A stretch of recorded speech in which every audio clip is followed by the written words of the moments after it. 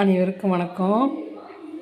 இன்றைக்கி எங்கள் வீட்டில் பக்ரீத் சாப்பாடு நாங்கள் செய்யலை, ஆர்டர் பண்ணி சாப்பாடு 2 பிள்ளைங்க வாங்கி கொடுத்துருக்காங்க. என்னென்னு பார்க்கலாம் வாங்க.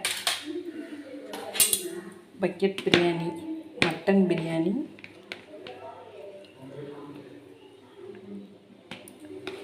நல்ல மட்டன் நிறையா இருக்குது. ஒரு பக்கெட் பிரியாணி, ஆனியன் ரைத்தா, தாளிச்சா, ப்ரெட்டு ஸ்வீட்டு, வீட்டில் செஞ்ச ஒயிட் ரைஸு, அதுக்கு சைடிஷ் தேங்காய் பால் ரசம்.